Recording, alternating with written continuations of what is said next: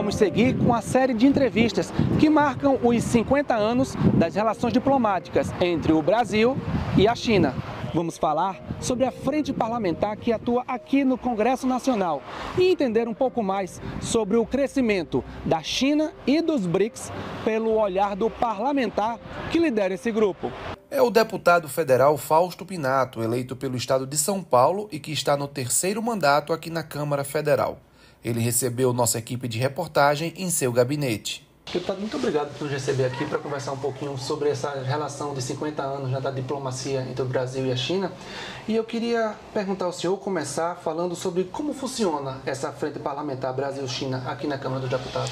Olha, essa frente parlamentar, de certa forma, ela faz um trabalho desde cultural, econômico, né, e legislativo e político. A frente parlamentar tem um papel muito importante aqui, principalmente nos últimos anos, né, que é esse choque ideológico de esquerda e de direita, onde, de certa forma, a gente combateu muito a falta de pragmatismo. Nós sabemos que a grande bandeira, o maior orgulho do Brasil é ser o rei do agronegócio. Mas para ser o rei do agronegócio, a gente precisa ter comprador. E, sem dúvida, a China é o maior parceiro comercial do nosso país, né, e também um dos maiores países que mais investem no nosso país. E a frente parlamentar, sem dúvida, faz esse encurtamento de pessoas, aproxima essas pessoas, combate algumas excessividades de alguns caras mais ideológicos, né? Então a frente tem um papel aí de amortecedor, vamos dizer assim, nessa relação que é de suma importância para ambos os países. E agora, após a posse do presidente Lula, como é que o senhor avalia o desenvolvimento das relações entre os dois países? Olha, com certeza vai ficar melhor. Não é menos verdade que tem alguns contrassensos. Né? Alguns partidos de esquerdas aqui tentam usar a China como um país que deu certo. A China deu certo pelo seu povo, né? Pelo seu sistema. Vocês são comunistas, agora não é menos verdade que o comunismo em alguns lugares aqui na América Latina é muito mal visto. Então a gente percebe que muitas vezes a esquerda quer pegar uma carona mostrando que a China virou uma potência porque é a questão de esquerda, nem não é nada disso. Nós sabemos que são regimes totalmente diferentes, mas com certeza vai melhorar e muito a relação. E quais os pontos então que o senhor avalia que são mais importantes nesse momento para a relação do Brasil e da China? Olha, o que na verdade precisa saber é o que o Brasil quer da China. E a partir desse momento, saber negociar com o governo chinês. Porque o chinês muitas vezes vai comprar o que a gente oferece.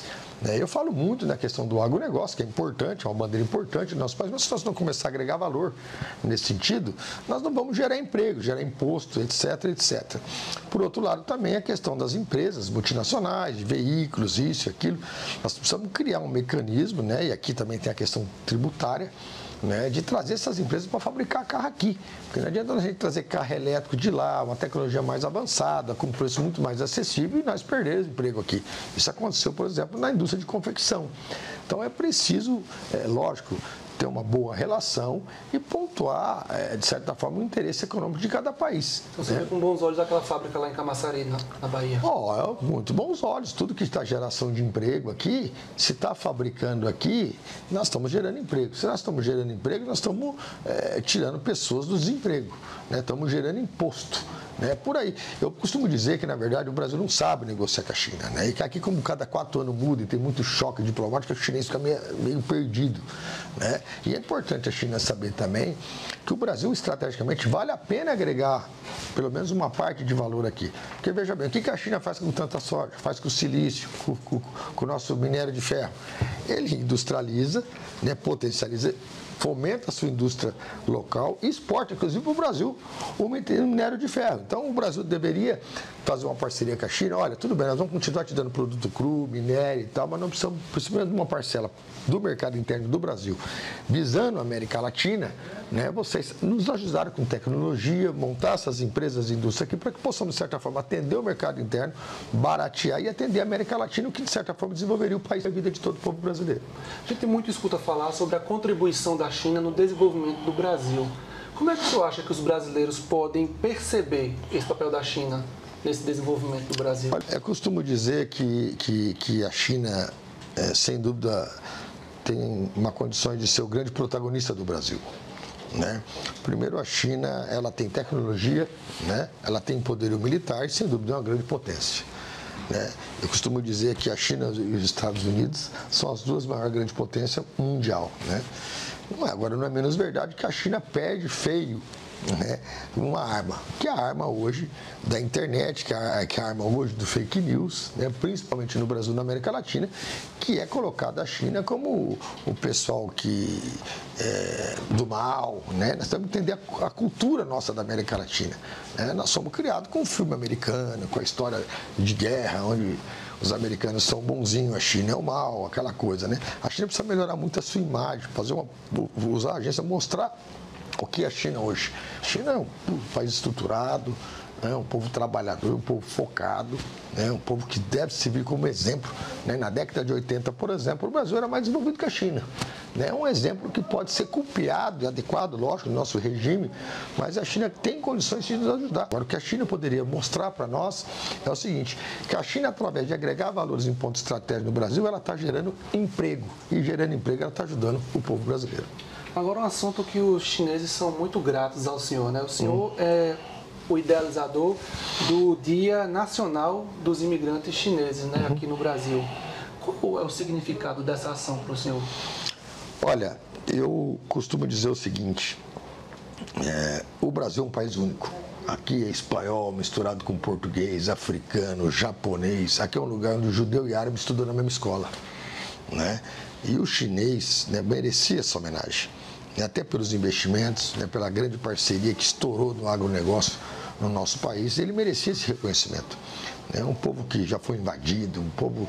Eu vejo a China, eu particularmente como Pinato, olha assim, é possível o Brasil ser uma potência, é possível o Brasil ser uma China da América Latina, né? Porque é um povo que sobreviveu contra tudo e contra todos, né? Investiu muito em tecnologia, inovação, e hoje é uma grande potência. Então, naquele momento, eu acho que o povo chinês merecia esse reconhecimento no Brasil. Eu vejo o presidente Xi Jinping como os maiores maestros líderes mundiais do país, e não tenho dúvida que a justa homenagem é merecida, e para que, de certa forma, quebramos paradigma, porque se eles são os maiores clientes do Brasil, nós temos que tratar bem esses clientes. Então, nós pudermos homenagear, nós vamos homenagear. O Brasil é um dos poucos países que tem estabelecido essa data, e a partir da data que o senhor criou aqui no federal, no âmbito do Brasil, outros estados e municípios também criaram, né? Por exemplo, em Pernambuco tem o Dia Estadual, e Recife criou também o Dia municipal da imigração chinesa, que são o mesmo dia, né? O dia que marca essa chegada. É que eu fui estudar, né? E no dia 15 foi o dia que realmente chegou o primeiro navio com os primeiros imigrantes, onde esses chineses vieram naquela época para plantar chá. Né? Veja bem, né? Chegaram aí como chegaram os imigrantes italianos, né? Pobres, né? Com dificuldade, e hoje se tornou essa grande potência. E como é que o senhor acha desse papel? O que é que o senhor acha, na verdade, desse papel da China enquanto que contribui, né, com o desenvolvimento desses países em desenvolvimento, como o Brasil e outros do sul global? Olha, olho com bons olhos, né? Nós temos que entender que a China é uma grande investidora, né? Agora, não é menos verdade, né, que esses governos, de certa forma, devem, de certa forma, sensibilizar a China, né, que sem dúvida a China tem uma grande tecnologia, exploração de muitos minérios que a gente nem sabe o que faz, né, em alguns países. Mas, de certa forma, tentar achar um segmento para aquele país, de certa forma, possa diminuir sua pobreza, possa, de certa forma, ajudar a recuperar emprego e não a tirar emprego, né, para que, de certa forma, realmente seja uma líder respeitada e vista como uma grande parceira mundial, que é uma palavra que os chineses usam muito, né, da questão da solidariedade, da fraternidade, e eu torço muito para que isso, de certa forma, se efetive, e a China, sem dúvida, tem um grande papel e pode desenvolver esse grande papel. Para a gente terminar, deputado, não é possível vir aqui conversar com o senhor e não falar também da frente parlamentar dos BRICS, que o senhor também é presidente, né? Uhum. Como é que o senhor vê a ampliação dos BRICS, incluindo outros países? Olha, eu vejo de maneira muito positiva, né? A gente, de certa forma, não poderia ficar só refém do Banco Mundial, né? Você imagina se nós aqui no Brasil nós tivéssemos só um banco, né? Ele ia cobrar taxa, ele vai fazer tudo, vai fazer as regras. Eu acho que uma concorrência salutar, plausível. É uma maneira também de quebrar alguns embargos que já passaram da hora de ser quebrados, né? De unir esses povos de culturas diferentes, né? O BRICS hoje, sem dúvida, é a maior plataforma aí global de PIB e de populacional, né?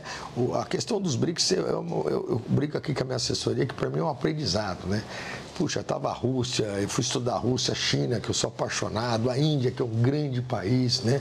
O Brasil, a África do Sul, porque é um continente estratégico também, pensando na biodiversidade, em tudo isso. Agora entrando outros países como o Irã, Egito, né? O Uruguai, pleitiano. Eu acho que isso é muito importante. A gente, quanto mais plataformas tiver a nível mundial, para que possam unir nossos diplomatas, nossas culturas, né? Para que possam, de certa forma, ter vozes, né? Para ajudar, é muito importante. Eu vejo o BRICS como um futuro importante e promissor. Como é que o senhor vê que a China e o Brasil podem dar as mãos para influenciar ainda mais esse bloco no cenário do sul global? Olha, eu entendo que o Brasil é muito estratégico. Vamos dizer assim, apesar de tudo, as coisas aqui ainda estão muito atrasadas perto dessas grandes potências, nós somos a 8ª, 9ª economia mundial, com uma população com um pouco mais de 200 milhões de habitantes e com uma biodiversidade melhor do mundo. É um país, como eu te disse aqui americano e chinês fica sócio empreendimento. Judeu e árabe estudam na mesma escola. É uma população, um povo solidário, o povo brasileiro é um povo feliz, solidário. E eu vejo que a China, dentro daquela pragmatismo dela, aquela determinação dela, precisa, de certa forma, conhecer um pouco mais esse sentimento e alegria brasileira. E nós também, de certa forma, conhecer mais a cultura chinesa. Muito obrigado pelo seu tempo, para apresentar um pouco mais da frente parlamentar aos brasileiros e aos chineses também. Eu que agradeço o vosso trabalho, queria agradecer o seu brilhante trabalho, Boaventura, né, a toda a nossa equipe aqui, e dizer que estamos à disposição para essa parceria que, sem dúvida, é importante para ambos os países. Muito obrigado. De Brasília, Luiz Boaventura, em uma coprodução entre o Diário de Pernambuco e a Rádio Internacional da China.